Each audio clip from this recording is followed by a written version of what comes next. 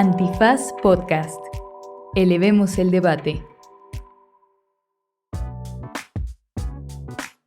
Hola, ¿qué tal? ¿Cómo están, queridas radioescuchas? Bueno, podcast escuchas, radioescuchas, ¿no? Pero bienvenidos a un episodio más de Explain Me, donde vamos a platicar de cosas increíbles de ciencia. ¿Cómo estás, mi querida Mariana? ¿Qué onda, Paloma? Estoy bien, estoy contenta, estoy emocionada. Como siempre digo lo mismo, ya sé, pero pues es la verdad. ¿Qué puedo hacer? Sí, exacto. Y bueno, pues acuérdense, si son nuevos en Explain Me, este es el formato al que llamamos cafecito, donde pues nos sentamos a platicar y pues disfrutar de grandes temas de interés científico con un invitado, invitada. Entonces acomódense, relájense, prepárense su bebida favorita y bienvenidos a este nuevo cafecito con Explain Me. Cafecito con Explain Me. Un espacio para discutir ciencia actual en un ambiente relax. Explain Me. Hoy, ¿qué onda, Mariana? Cuéntanos. Pues hoy tenemos de invitado a un astrónomo que se hace llamar Milo, y así le llamaremos porque así le gusta que le digan. Él es físico, físico, estudió física y tiene una maestría en astronomía por la Universidad Nacional de Colombia y un doctorado por la Universidad de Berkeley, y actualmente es investigador postdoctoral en la misma universidad en el Laboratorio de Ciencias Espaciales. Y vamos a platicar sobre las estrellas. Sí, en general, porque no les podemos decir más. Quédense para descubrir qué de las estrellas, pero vamos a empezar con las estrellas, al menos. Sí, exacto. ¿No? ¿Cómo estás, Milo? Bienvenido. Hola Paloma, hola Mariana, gracias por la invitación, estoy muy feliz. A mí me dijeron que me invitaron a un cafecito y yo me hice un cafecito, el más rico que encontré por acá, uno de tostado medio de la Alameda, y aquí me estoy tomando mi cafecito. Entonces vamos a pasar un Yo rato estoy tomando agua. bien rico todos. Mariana Agua, háganme el favor. Pues Bueno, no, yo también. no puedo tomar un café ahorita, no duermo. Ah, sí, es Vengo que Mariana está descafeinado, volteada. Mariana. Sí, sí. Para la vez que no tomo próxima. café.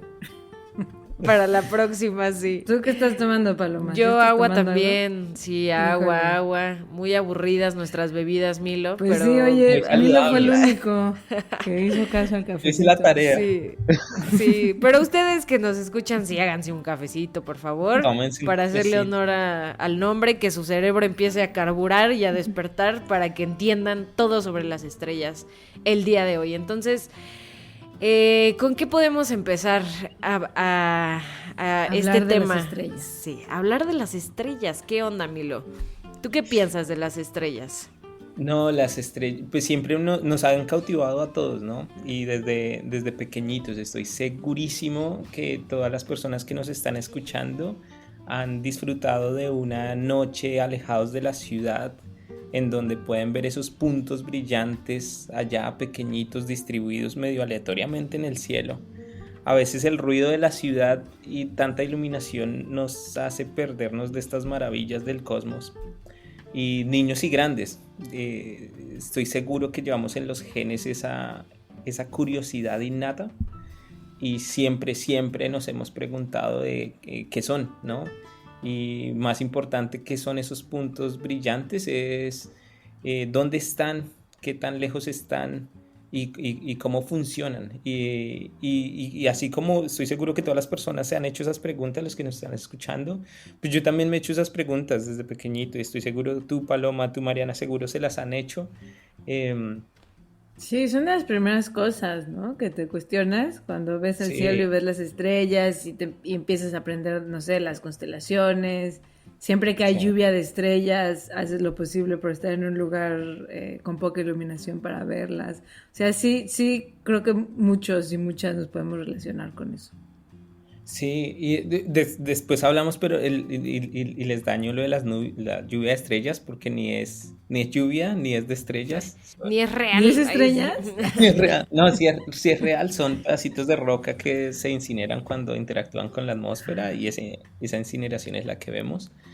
Pero los puntos estables, estos puntos que se ven ahí constantemente noche tras noche, que titilan, están mucho más lejos. Y de las primeras cosas que me enseñaron a mí es que esas estrellas que veo por la noche, que todos vemos, la forma en la que funcionan es muy parecida a la de nuestro Sol, que nuestro Sol es una estrella, pero que la razón por la que el resto de estrellas las vemos tan pequeñitas y simplemente como un punto es porque están muy, muy, muy, muy lejos de nosotros. O sea, imagínense, el Sol está a 150 millones de kilómetros de nuestro planeta y lo vemos, acuérdense cómo se ve el Sol de lindo en un atardecer, ¿no? Pero que se le alcanza a ver la forma, que es redondo, es grandecito. Pues imagínense qué tan lejos tendríamos que mover las estrellas que vemos por las noches, para que se vean como un punto. Los kilómetros no nos funcionan para poderlas medir.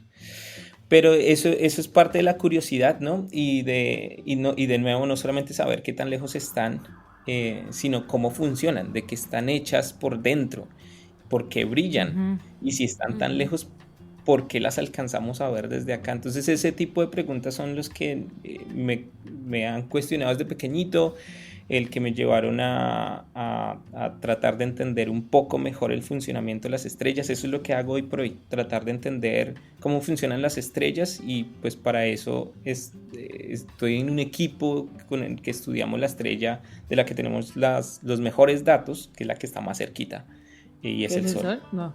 Es ¿sí? el Sol. Ya tiene. Bien. Perfecto, Emilio. Oye, entonces, bueno, ya nos dijiste que las estrellas están lejísimos. Y, o sea, para los que nos están escuchando justo, ¿de qué están hechas? O sea, para saber qué onda, porque muchos creo que ignoramos mucho acerca de ellas, ¿no? O sea, se ven bien bonitas y todo, pero ni sabemos qué hacen ni nada. O sea, yo a veces digo, ¿para qué tanta pinche estrella en el cielo? ¿Quién sabe? Entonces, dinos de qué están hechas y qué onda, ¿sí? ¿Cómo funcionan? Yo puedo meter una pregunta antes de que respondas esta. Dale, para Mariana. que la respondas. Híjole, ya. Aplastando, Mariana, a ver. Por ejemplo, esto que decías del Sol, ¿no? Que lo vemos grandote porque está cerquita. Pero también, o sea, junto con la pregunta que hizo Paloma del funcionamiento de las estrellas, o sea, me imagino que hay estrellas más chiquitas, más grandotas, ¿no? Bueno, entonces el tamaño afecta el cómo van a funcionar. Sí. Aquí creo que voy a mezclar las dos preguntas y hago una sola respuesta porque están muy relacionadas. Y es, ¿de qué están hechas las estrellas? De gas y polvo. Es una esfera incandescente de gas. ¿Y eso qué significa? Hay una frase muy romántica. El título de este episodio es romanticón también. La astronomía romántica que le hacemos, pero hay una frase que aparte de ser romántica, es muy cierta, y es que nosotros somos polvo de estrellas. Todo el hierro que corre por nuestra sangre, todo el calcio que está en nuestros huesos de cada una de las personas que nos están escuchando, los tuyos, Paloma, los tuyos, Mariana, esos átomos de hierro y de calcio alguna vez estuvieron en el interior de una estrella y se fusionaron allá adentro, como gas incandescente. Entonces aquí respondo, y es, las estrellas están hechas como el 4% del material del universo, de materia bariónica. Ya explico qué es eso. Eso básicamente son átomos, protones, neutrones, electrones, un par de partículas extrañas, y están en un estado de la materia que se llama plasma. ¿Qué es un plasma? Entonces, a nosotros en los colegios nos enseñaron que hay 3 estados de la materia: sólido, líquido y gaseoso, ¿no? Y más o menos uno tiene el sentido intuitivo de que para pasar de un sólido a un líquido tengo que calentarlo, ¿cierto? Entonces yo tengo hielo, y lo caliento y entonces se vuelve líquido, agua líquida. Si sigo calentando el agua líquida, entonces pasa de líquido a gaseoso. Pero muy pocas veces nos dicen qué pasa si sigo calentando el gas. Y si sigo calentando el gas, ¿qué es el gas? El gas simplemente va a ser las moléculas o átomos del compuesto volando con alta energía en una región confinada. Pero si lo sigo calentando, lo que va a pasar es que cada átomo, que está compuesto por un centro, que es el núcleo, en donde están los protones y los neutrones, que son partículas pesadas, están rodeadas por electrones. Y entonces decimos que un átomo es neutro si tiene igual número de protones que igual número de electrones. Los electrones son negativos, los protones son positivos, si tengo igual cantidad, entonces se cancelan unos con los otros. Si yo aumento la temperatura, lo que va a pasar es que algunos electrones van a salir volando y entonces me va a quedar un átomo sin 1, 2 o 3 electrones. Entonces queda entonces ya no le llamamos átomo, sino le llamamos un ión. Y ese ión tiene un exceso de protones, una carga positiva comparado con un átomo neutro. Y los electrones también quedaron volando por ahí. Entonces eso cuando yo caliento un gas, genero ionización, que es arrancarle electrones a los átomos, y eso es un plasma. Las estrellas están hechas de plasma, entonces están muy calientes. ¿Qué tan calientes? No tienen una única temperatura. Nuestro Sol, por ejemplo, tiene una temperatura en el puro centro de unos 15 millones de grados. Órale, muy interesante. La temperatura empieza a disminuir hasta que llega a la superficie de la estrella y alcanza unos 5.700 grados. Pasa de 15 millones. ¿Grados centígrados? Grados centígrados, aunque mira que ya, como son temperaturas tan altas, mira que la conversión entre grados centígrados a grados Kelvin, hay una diferencia solamente de 273 graditos. Y 273 dentro de 15 millones, pues ya no es tanta diferencia. Nada. Sí, no es nada. Entonces, digamos grados. Okay. Entonces, grados. Pero sería diferente si usamos el Fahrenheit. No deberíamos, la humanidad ya debería dejar los Fahrenheit a un lado y las millas, y los pies, ¿no? Ay, sí. No sé por qué. Pero las estrellas están hechas entonces de ese plasma, gas incandescente, gas ionizado. Ahora, la segunda parte de la pregunta, que es si todas son iguales de tamaño, no lo son. Todo depende como de ese gas inicial que esté alrededor. Una estrella lo que es un colapso, esto suena, ya explico que suena muy chévere, un colapso gravitacional de gas y polvo que esté divagando por el universo. Esto suena divino. Y colapso gravitacional, ¿qué es? Que todas las partículas que tienen masa, por el solo hecho de tener masa, se atraen mutuamente, ¿no? Y entonces... Okay. Ahorita las personas que están ahí en su cuarto escuchándonos, entonces sepan que la persona que tienen al frente, ojalá sea su novio o su novio, se están atrayendo mutuamente. Gravitación, pues aparte del amor que tienen, gravitacionalmente se están atrayendo. O su perrito, se atraen gravitacionalmente. Pero entonces, ¿por qué si se atraen gravitacionalmente no se terminan uniendo? La razón es porque hay algo muy cerca que nos atrae gravitacionalmente mucho más, que es la Tierra. Entonces, cuando estamos cayendo, realmente no estamos cayendo, estamos siendo jalados hacia el interior de la Tierra porque nos atrae con más fuerza gravitacional que la pareja o el perrito. Que la atracción de las masas. Entonces, las partículas que tienen masa se atraen mutuamente. Ese gas y polvo que está divagando por el universo, el que estamos hechos en nuestras venas y en nuestros huesos, colapsan gravitacionalmente, tratan de ir hacia el centro, forman una bola, y esa bola, al estar cayendo y cayendo y cayendo, imagínense, hay mucha energía que se está inyectando, el gas se está calentando, y cuando se calienta, entonces empieza a ejercer una presión hacia afuera, y una vez se equilibra la caída gravitacional con la presión del gas que cayó ya y se calentó, y hagan de cuenta es una olla a presión y está tratando de explotar. Cuando se equilibran esas dos fuerzas, entonces la estrella entra a una etapa de estabilidad, y ahí puede durar del orden de 10.000 millones de años en esa etapa, en una lucha con nuestro Sol. En este momento, cuando la próxima vez que lo vean en un atardecer, piensen en eso. Está en una lucha interna, Entre explotar y... quiere explotar y por el otro lado quiere implotar, ¿no? Porque, Ok. sí. ¿Y en algún momento va a explotar este Sí, mito? O sea, sí, o sí. sea, pero ojalá no estemos vivos para esa explosión porque Yo creo que ni te entrenas, ¿no? ¿O qué? nos extinguiríamos, me imagino, ¿no? Así, pum, en el instante. Nuestro Sol es una estrella, como dirían haciendo la analogía con los humanos, un adulto maduro, ¿no? Porque estaría como en sus 40 años. Está justo en la mitad de su vida estable. Ahí va a durar la totalidad. Por el tamaño del Sol, se estima que él dura en estabilidad de unos 10 mil millones de años y el Sol tiene de unos 5 mil millones de años de vida. Entonces le quedan otros 5 mil millones de años más. ¿Qué va a pasar en 5 mil millones de años? Esto es perfecto porque vamos a hablar entonces de cuando se le acaba el combustible, porque él va a seguir, las partículas van a seguir tratando de apretarlo hacia adentro. Él se siente apretado, apretado, apretado.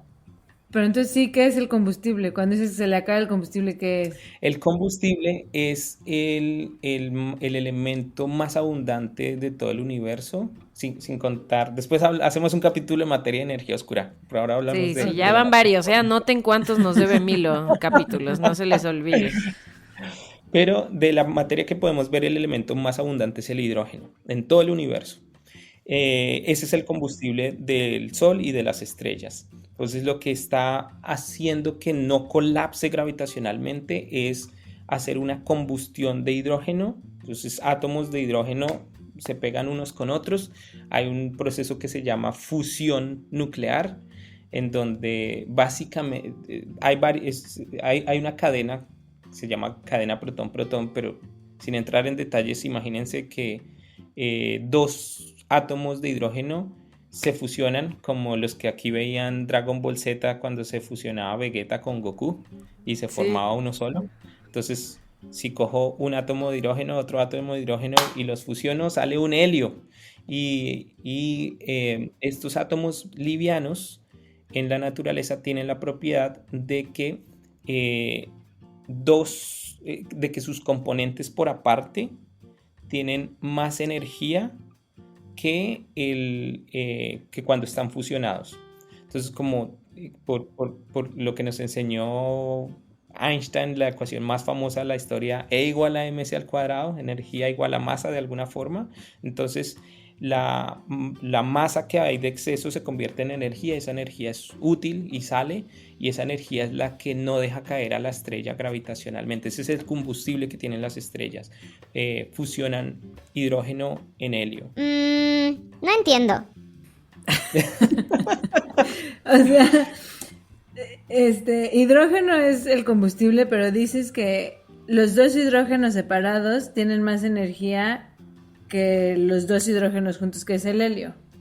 Sí, María. Pero entonces, ¿qué es lo que está pasando? Se están fusionando. Entonces, ¿cómo eso puede tener más energía? Ya, sí, entonces, como la energía no se crea ni se destruye, solo se transforma. Había un comercial en Colombia que luego decía Tarrito Rojo JGB. Yo no sé si eso estaba en México, en los otros países donde nos escuchan. No, pero para nuestros escuchos colombianos, seguro lo reconocerán. Como la energía solamente se transforma, entonces ese exceso de energía entonces sale en otras formas otras partículas, entre ellas luz. Luz de muy alta energía, pero como eso ocurre en lugares muy extremadamente densos de las estrellas, pues esos rayitos no salen, sino que se estrellan con otro átomo, se absorbe, se vuelve a salir, y es como un borrachito tratando de salir en un estadio dentro de un concierto de punk. Entonces no va a salir. La energía que se genera en el interior de una estrella para que salga a su superficie se demora en unos 200.000 años, al menos. No, entonces, esto es muy interesante porque la próxima vez que vean un atardecer o al amanecer, apenas lleguen sus primeros rayitos del sol a través de la ventana, piensen que esa energía de esa luz que está llegando se generó en el interior del sol hace unos 200.000 años. Y solamente hasta hoy está llegando. No significa que el sol esté a 200.000 años luz de distancia. El sol está solamente a 8 minutos, 8 minutos y medio de luz de distancia. Eso significa la luz que llega por la ventana de ustedes salió hace 8 minutos y medio la superficie del sol. Pero para que esa luz, ese paquetico de energía llegara del interior a la superficie, tuvieron que pasar 200.000 años. Eso es bien interesante, es de las cosas apasionantes que ocurren. El sol tiene un montón de misterios, muchísimos, y entre esos la transferencia de energía interna, pues es esta conversión de energía en su interior y cómo hacerla útil y cómo eyectarla para mantener la estabilidad. El sol tiene que sacar esa energía constantemente. Pero Sí. es que creo que yo sigo sin entender. O sea, sí entendí eso, pero sigo sin entender, o sea, ¿de dónde viene este exceso de energía que tú estás diciendo? O sea, como que ya entendí Ya. que hay un montón de hidrógeno. Sí. Y entonces el hidrógeno se fusiona y forma helio, pero eso es menos energía. Entonces, ¿de dónde viene más energía? ¿Sí se entiende mi pregunta? Sí, O sea, sí. sigo sin Sí. entender. Entiendo que el hidrógeno es el combustible porque se fusiona. Pero si los hidrógenos separados es más energía, entonces ¿de dónde vino el exceso de energía? De básicamente la generación del hidrógeno mismo. Nosotros no sabemos de dónde salió toda la energía que podemos ver en el universo. Lo que sabemos es que cada protón, cada partícula que vemos en el universo tiene cierta cantidad de energía. ¿Cómo la medimos? Midiendo su masa por la equivalencia masa-energía de la ecuación. Otra cosa que sabemos, entonces no me acuerdo los números exactos, pero haz de cuenta, en últimas, en estos temas se mide por número de masas atómicas, y una masa atómica es la masa de un protón. Entonces, un protón y un protón solitos tienen una masa de 2 masas atómicas, ¿sí? Y un helio, que es cuando yo los fusiono, debe tener un poquito menos de 2 masas atómicas. La masa tiene que... no me sé el número de memoria, pero tiene que ser algo así como 1.9, ¿sí? Un poquito menos. Y ese exceso de energía es el que sale ya entendí. Deberían de ver la cara de Mariana. ¿Tú, Paloma, ya entendiste? Pues tu pregunta ya me hizo más bolas, Mariana. O sea, ya como que estaba avanzando, retrocedí unos pasos. Es que es muy complicado. A mí eso de los iones, protones, átomo, todo, híjole, Milo, de verdad es mi coco. O sea, me cuesta trabajo entenderlo, pero, o sea, vamos bien. La verdad creo que vamos bien. O sea, sí entiendo un poco de todo. No diría que al 100, la verdad. Pero tampoco le quiero escarbar tanto porque siento que me voy a hacer más bolas. O sea, me quedo con las bases. Vamos bien. Vamos de pasitos. Ok, pero entonces ya sabemos, así como para resumir, que las estrellas están hechas de plasma. Ya sabemos que el plasma es gas muy caliente. Y ya sabemos que en las estrellas la energía que se forma en el núcleo de la estrella, bueno, sí, en el centro de la estrella, no sé si se llama núcleo, en el centro de la estrella, se crea por fusión nuclear, que es cuando 2 átomos se juntan. ¿Hasta ahí voy bien? Vas muy bien, Mariana. Bien. Buen resumen. 10 de 10. ¿Tú, Paloma, tienes alguna duda antes de continuar? Sí, nada más rápido la última para cerrar como estas características y después pasar a lo que se va a poner bueno. ¿Qué onda? ¿Por qué viven tanto tiempo las estrellas? Porque o sea, los tiempos que nos dijiste, Milo, suenan de locura. O sea, para que te llegue un rayito, 200.000 años. Para que te mueras, 5.000 años, millones de años, no sé qué tanto. O sea, ¿cómo les alcanza tanto combustible? O sea, ¿por qué? O sea, ¿por qué duran tanto? Es una locura. Gracias por preguntar, Paloma, porque de hecho me lleva a responder finalmente la pregunta que no respondí, y es el tamaño de las estrellas. El tiempo de vida de una estrella está altamente correlacionada con su tamaño. Okay. Y es muy curioso que las estrellas más grandotas, las gigantotas, entre más grande sea una estrella, vive muchísimo menos. Y las que viven muchas más, Ah, como los perros. sí, como los perritos. Entre más pequeñitos, viven más. Ok. Ok. Las estrellas más grandes básicamente sean más inestables. Y las bien grandotas pueden durar, yo olvido el nombre, el número exacto, pero sí, pero el orden de un orden de magnitud menos. Entonces yo le diría un 1.000 millones de años de ese orden. Y las más pequeñitas que se llaman, las estrellas grandotas se llaman las gigantes azules o las gigantes rojas. Son las que duran menos. Las estrellas pequeñitas son las enanas marrones y son muchos en astronomía las llaman las estrellas frustradas. No me gusta ese nombre. Y enanas marrones también suena como raro ese nombre. Sí, sí, es raro. Pero por ejemplo, Júpiter, el planeta, si hubiese sido un poquito más grande, y cuando digo un poquito más grande es un 10% más de la masa, más o menos, que tiene Júpiter, hubiera sido una enana marrón. Entonces tendríamos en nuestro sistema solar no una estrella, sino dos estrellas. De hecho, en la gran mayoría de sistemas estelares, no solares, estelares en el universo, son sistemas binarios que tienen dos o más estrellas. Nuestro sistema solar es muy raro que tenga una sola estrella, que nuestro planeta rocoso tenga una luna tan grande. Eso no es usual. Otro tema para otro episodio. Ok. Pero sí, ¿por qué duran tanto las estrellas? Básicamente porque está dado por la estabilidad entre esa caída gravitacional y lo que la sostiene. Lo que la va a sostener es qué tanto tiempo puede durar la fusión nuclear que está pasando en su interior, que en últimas es la que está generando la presión que sostiene a la estrella. Curiosamente, las estrellas pequeñitas, como radian menos, entonces esa fusión se mantiene mucho más tiempo y pueden mantener el colapso gravitacional.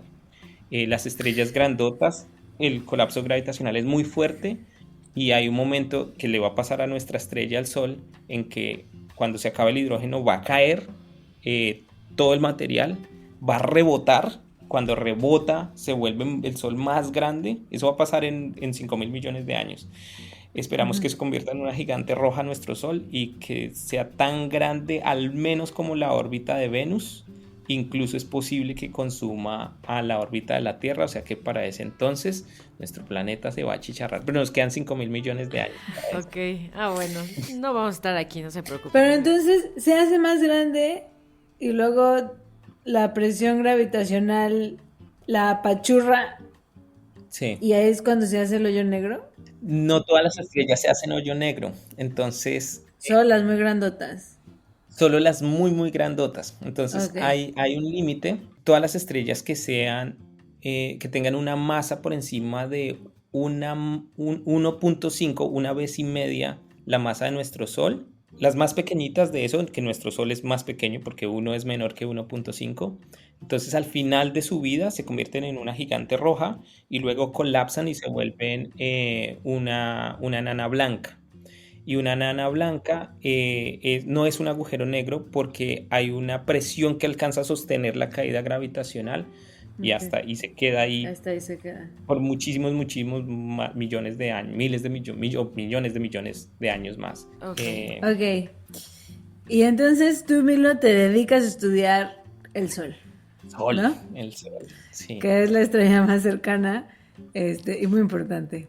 Y entonces, ya nos explicaste cómo funciona el Sol, que es una estrella, la fusión nuclear, y ahora, hay investigaciones que se están haciendo en la Tierra, obviamente, para tratar de replicar o embotellar el Sol acá. Entonces, ¿qué es eso?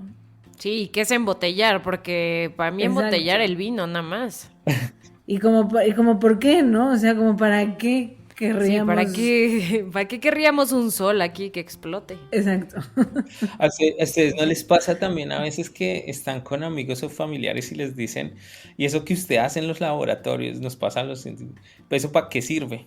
O sea, Sí, imagínense sí. uno de astrónomo ¿para qué sirve que estudie el sol? Pues hay muchas aplicaciones y en otros capítulos hablamos de otras aplicaciones, pero una es justamente, creo que en última lo que hacemos los científicos todos es usar las herramientas que tenemos, matemáticas, pensamiento lógico para entender la naturaleza que nos rodea y entendiéndola, mejorar nuestro entorno.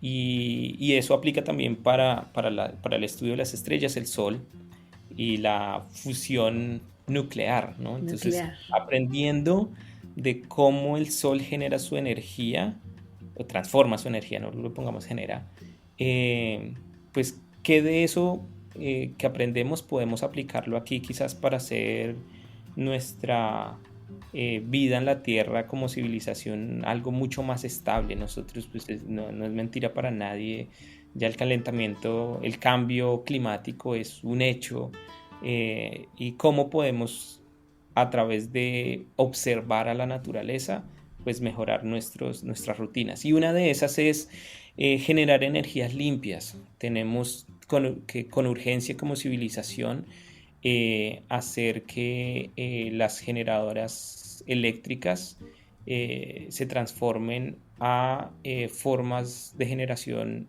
que no contaminen tanto. No hay una forma de generación de energía 100% limpia, eso no existe.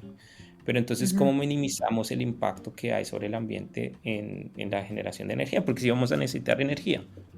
Y una de esas es la fusión nuclear. Entonces, aquí hay que tener cuidado, y es que por culpa de los Simpson, yo amo los Simpson, a mí me encantan, yo crecí con ellos, pero por culpa de los Simpson, nosotros, sobre todo en Latinoamérica, le tenemos un miedo gigante a la palabra nuclear, gigante. O sea, nosotros nos mencionan por atómico. Chernobyl, ¿no? Sí, pero, o sea, pero se han pasado sí, cosas feas. sí. Y las fugas que ocurrieron en Japón después del terremoto, exacto. etc.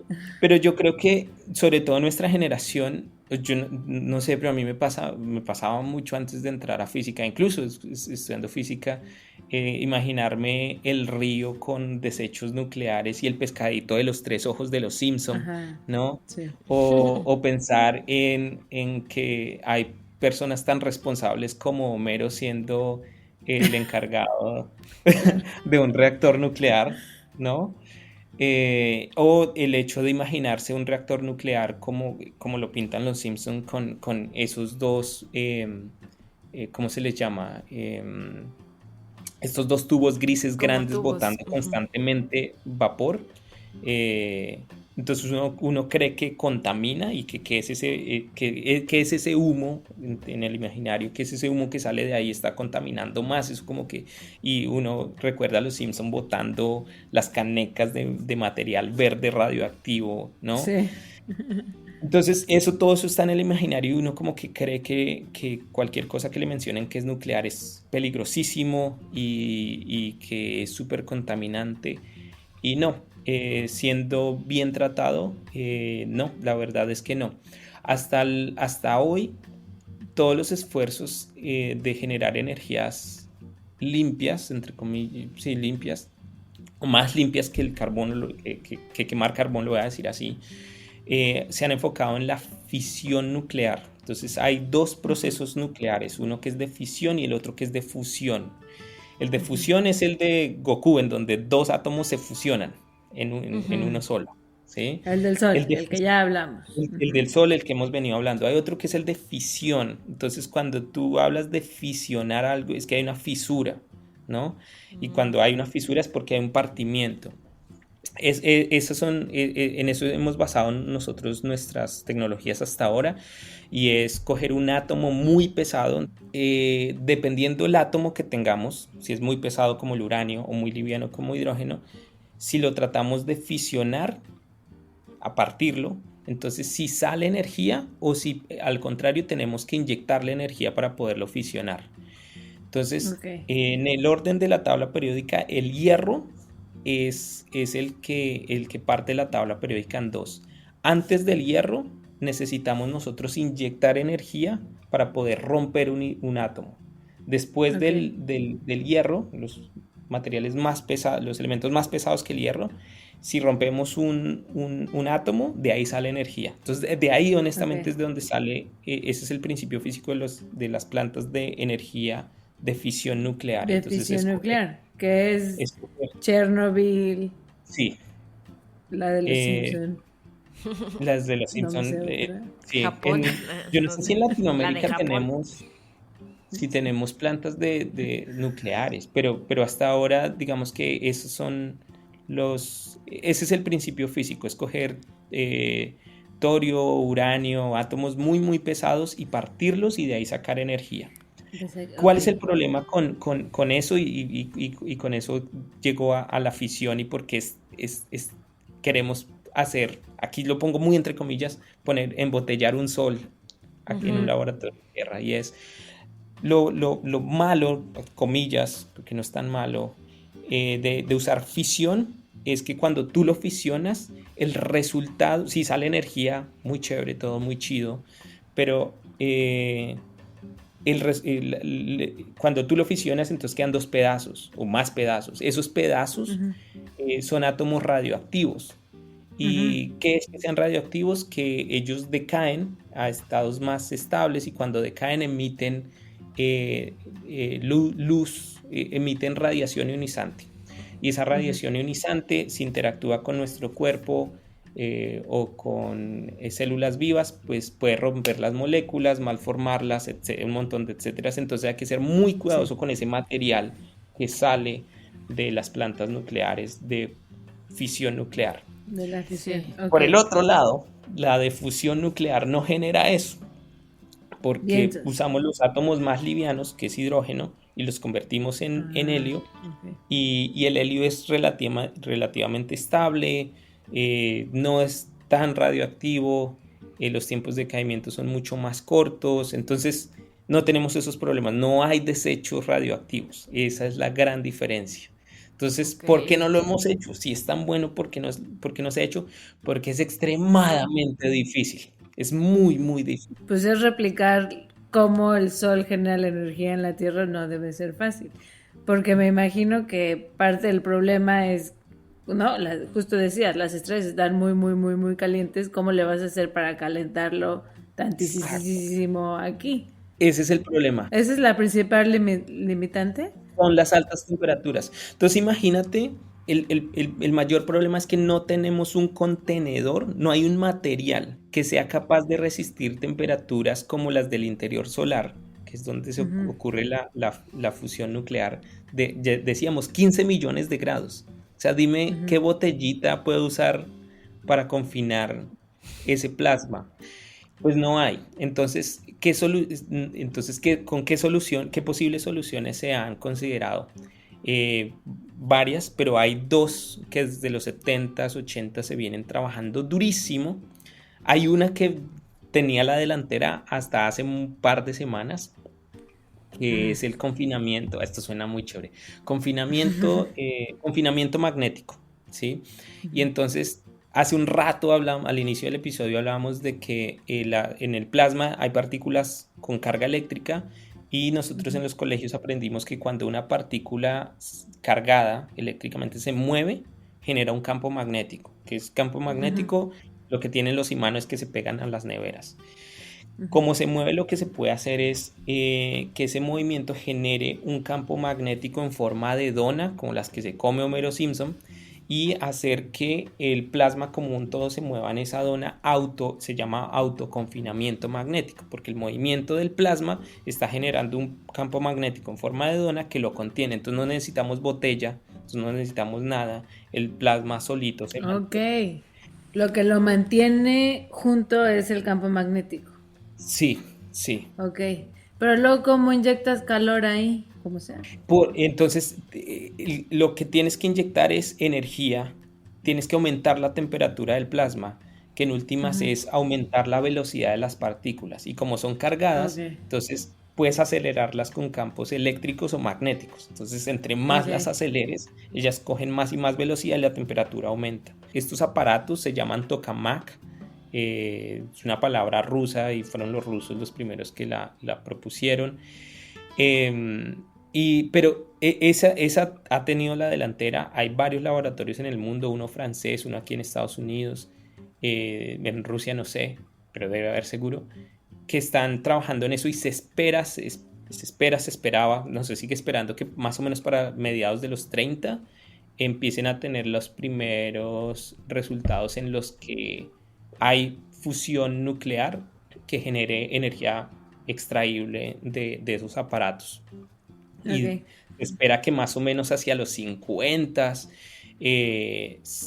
hayan prototipos replicables y comercializables de los tokamak. Entonces, Ok. ese aparato era el que llevaba la delantera hasta hace un par de semanas, cuando el Lawrence Livermore National Lab, que está aquí como a una hora donde estoy sentado, eh, a la 1 de la mañana del 5 de diciembre, por primera vez en la historia, logró extraer más energía de un proceso de fusión nuclear que la energía inyectada a través de otra forma de hacerlo, que se llama fusión por confinamiento inercial. Esto suena raro. Son 3 palabras y ya las explicamos. Entonces, fusión, ya sabemos qué es. Entonces, dos átomos que se comportan como Goku y Vegeta. Confinamiento, entonces es porque están confinados en algún lugar, ¿sí? Estos Encerraditos. experimentos se están haciendo en confinamientos que son del tamaño de una lenteja. Se tiene un cristal de diamante que contiene átomos de hidrógeno raros, estos son más inestables que el hidrógeno estable, etcétera, etcétera. Y inercial, entonces fusión por confinamiento inercial. Inercial significa que lo que se hace es que esa cápsula que contiene el hidrógeno empieza a calentarse. Y al empezar a calentarse empieza a escapar, a irse. Y cuando se va, entonces, igual que los cohetes, cuando un cohete despega, Newton nos explicó en la tercera ley que a toda acción hay una reacción de la misma magnitud, pero en sentido opuesto, inercia, ley de la inercia. Entonces, cuando una partícula escapa, pues hay una fuerza hacia el interior de esa lentejita.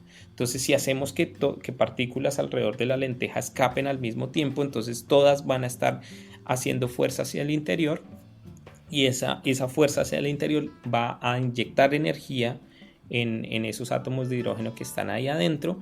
Esos átomos al tener más energía se mueven más rápido, al moverse más rápido tienen más temperatura, al tener más temperatura pues alcanzan densidades y temperaturas similares a las del interior de las estrellas y generan procesos de fusión nuclear. Eso ya se había logrado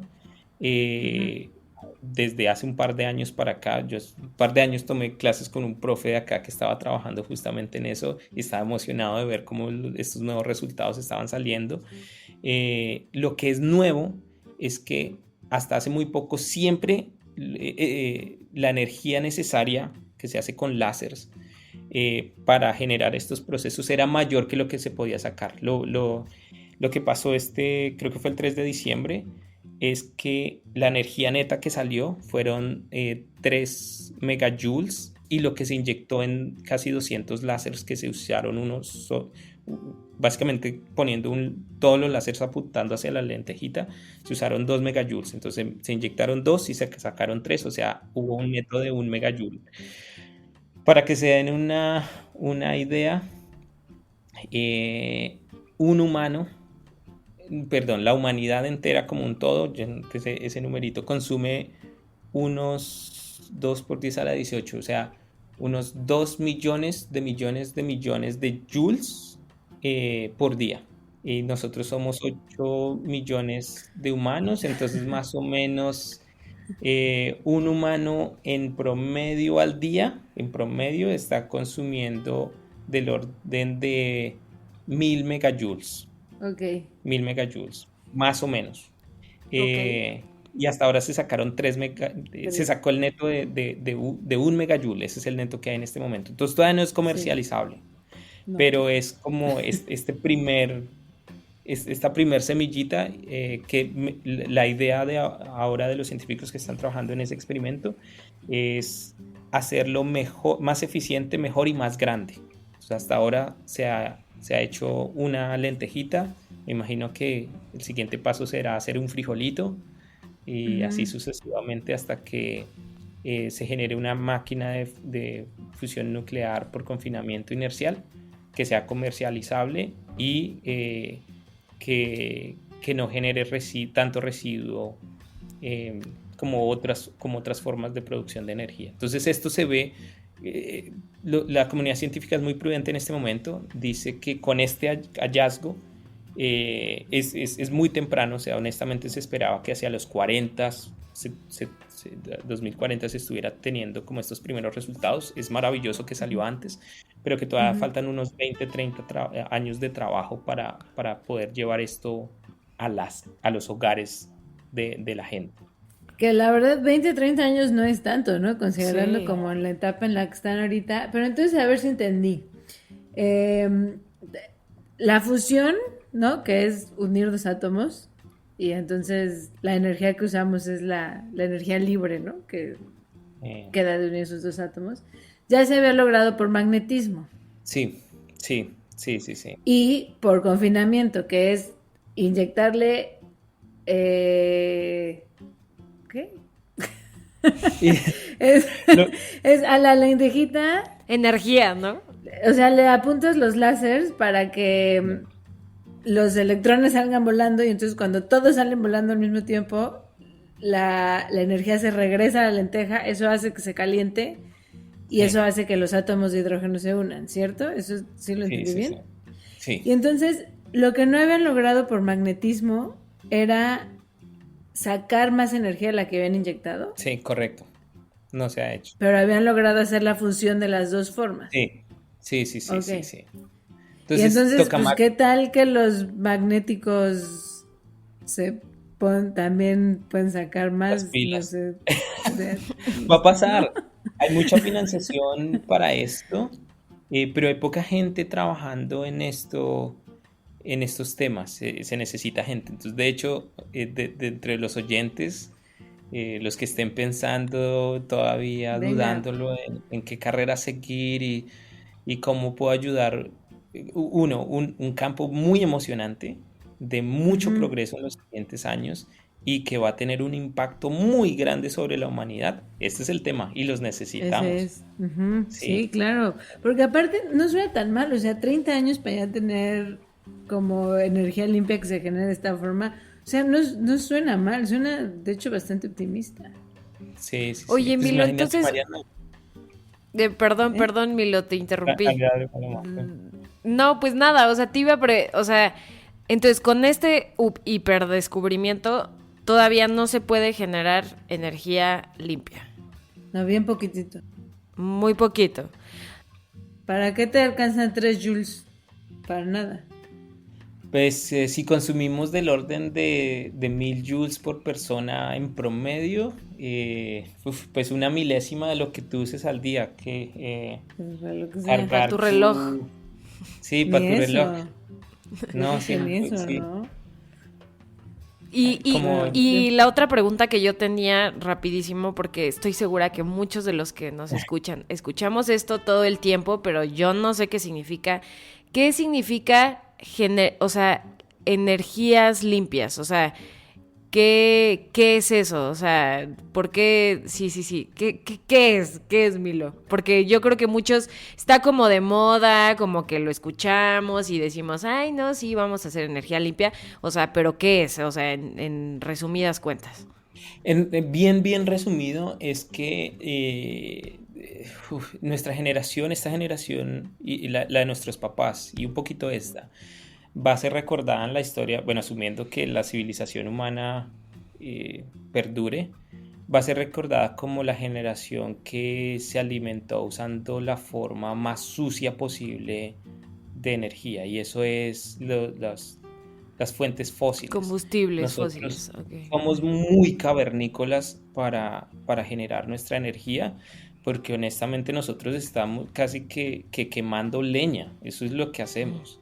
Literal estamos prendiendo fuego a algo que se quema, que es gasolina, ACPM, petróleo, carbón, y de ahí es donde estamos sacando el grueso de nuestra energía. Estoy seguro que todos ya hemos escuchado el impacto gigante que hay sobre las toneladas y toneladas de dióxido de carbono que esto generan en nuestra atmósfera, y las implicaciones gigantes que tiene sobre el equilibrio térmico y de ahí pues, equilibrio en un montón de otras dimensiones que se generan en nuestro planeta y cómo está afectando los ecosistemas, etcétera, etcétera. Energía limpia significa, uno, tratar de disminuir el impacto que hay sobre la generación de CO2 en nuestra atmósfera. Eso tenemos que disminuirlo urgente. Tenemos un estilo de vida en el que ya no lo podemos echar para atrás, en donde somos una civilización tecnológicamente dependiente, de verdad. No podemos decir no usemos tecnología, es lo contrario, pero entonces necesitamos encontrar una fuente sustentable que tenga el mínimo impacto sobre el ambiente. Entonces, dentro de las opciones que hay ahora está la energía eólica, que son estos como ventiladores gigantes que se ponen en zonas en donde hay flujos grandes de viento, que son bastante limpios. Están las celdas solares, pero entonces, aunque suena bastante ecológico, tienen problemas porque la construcción de las celdas solares no es tan limpia. Necesitamos hacer explotación minera para poder crearlas. Están las hidroeléctricas, que son relativamente limpias, pero tienen un impacto ecológico grande porque estamos cambiando los flujos naturales de nuestras cuencas de agua, y en Latinoamérica eso sí que lo vemos. Entonces quizás hacia donde debamos movernos, y eso lo sabemos, es la energía nuclear. Movernos en este momento a usar energía por fisión nuclear sería una decisión muy inteligente de nuestros gobiernos. Creo que tenemos ya el conocimiento y los cuidados necesarios para poder poner este tipo de plantas, mientras las plantas de energía por fusión nuclear llegan en unos 50 años a nuestros países.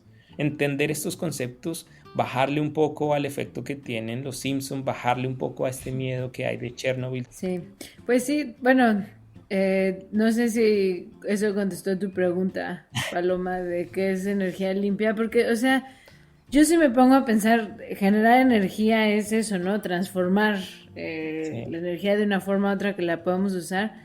No, bueno, obviamente no suena tan difícil, lo estoy poniendo entre comillas, pero o sea, se trata de transformar energía, que hay muchas formas y podemos sacar energía de muchos lados, entonces seguro que vamos a encontrar alguna forma de sacarla de una mejor manera. Voy a aprovechar para hacer publicidad a uno de nuestros episodios pasados. Hicimos un episodio de Chernobyl, de cómo la naturaleza se ha movido, se ha modificado, se ha mantenido o no, o sí, dentro del área de exclusión de Chernobyl. Entonces, ¿qué le ha pasado a la naturaleza que está en esta zona que fue altamente radiada? Entonces, búsquenlo, está muy bueno. Y ya. Bueno, y ya. No, pues para ir cerrando, bueno, de entrada a mí me parece muy interesante a que ustedes no sabían que se estudiaban las estrellas para este tipo de cosas en la Tierra. Está loquísimo. Pero entonces, Milo, para ir cerrando, o sea, bueno, yo te iba a preguntar cuándo empezó a estudiarse eso, porque suena algo muy moderno y muy actual, pero pues igual lleva muchos años haciéndose y lo desconocemos. ¿Y qué tú esperas en el futuro para estas áreas de investigación, no? O sea, seguir haciendo soles aquí, ¿qué onda? Yo creo, a mí me encantó el nombre de este episodio de cosechando la energía de las estrellas, porque eso es, creo, lo que hemos venido haciendo como, si queremos verlo así, lo que hemos venido haciendo como humanidad desde que razonamos.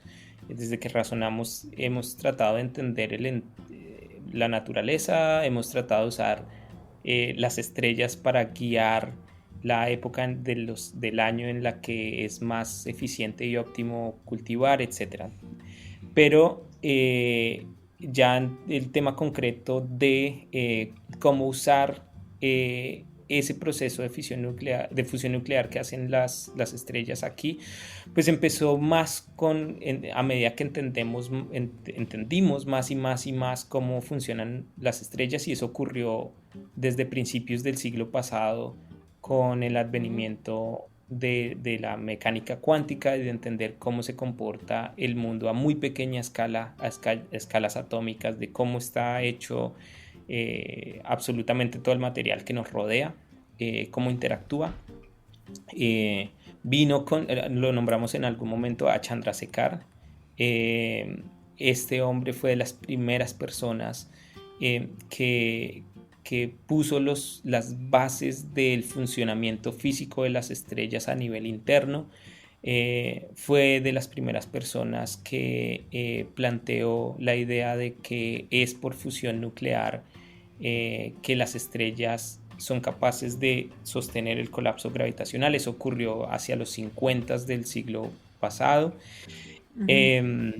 Desde los 70s, 80s fue cuando los soviéticos entonces plantean esta idea práctica del autoconfinamiento magnético tokamak. El confinamiento por fusión inercial es un poco más reciente, quizás un par de décadas. Los gobiernos de las grandes potencias le han metido bastante financiación. Este laboratorio que generó este primer resultado ahora en diciembre, pues es un laboratorio nacional. Mencionabas que queda como a 1 hora de distancia, pero si trato de ir allá, los militares no me van a dejar pasar. No te dejan pasar. Es una zona pues controlada por el gobierno. Entonces es reciente, de nuevo, es reciente, es emocionante, necesitamos más gente. ¿Qué espero que pase en los siguientes años? Esto como el acuerdo científico es hacerlo mejor y más grande. Este confinamiento inercial, que ya fue un éxito, y los tokamak, o sea, los tokamak vienen en camino. Vamos a ver estas noticias en los próximos par de años, se generó más energía, segurísimo. Vamos a ver la noticia hacia el 2030, de tokamak finalmente sacó más energía de la que se inyectó. Eso lo vamos a ver. Más óptimo y más óptimo, así como hemos hecho con todo. O sea, la máquina de vapor, seguro la primera máquina de vapor era un desastre. Pero una vez se tuvo el principio físico, fue optimizarla y hasta llegar a las máquinas de combustión interna que fueron el pilar de los autos y de las máquinas del siglo pasado. Entonces, esto va para allá. Nos espera un futuro bien emocionante. Yo estoy muy feliz de haber nacido en esta época de la historia. Creo que todos lo estamos. Estamos viendo revoluciones científicas muy intensas en muy poco tiempo. Pero como con todo, lo que debemos hacer responsablemente con los hallazgos científicos es usarlos para el bien de la civilización como un todo. Ya hemos visto que estos conceptos... Sí, no hagamos bombas, ¿no? No hagamos bombas. Y curiosamente... Hagamos energía limpia. La fusión nuclear se ha usado hasta ahora como el trigger, el chispazo de las bombas nucleares. O sea, no es que no se haya hecho, pero en una bomba no les importa que sea más eficiente la energía que sale que la que entra, que en última los que les importa es detonar.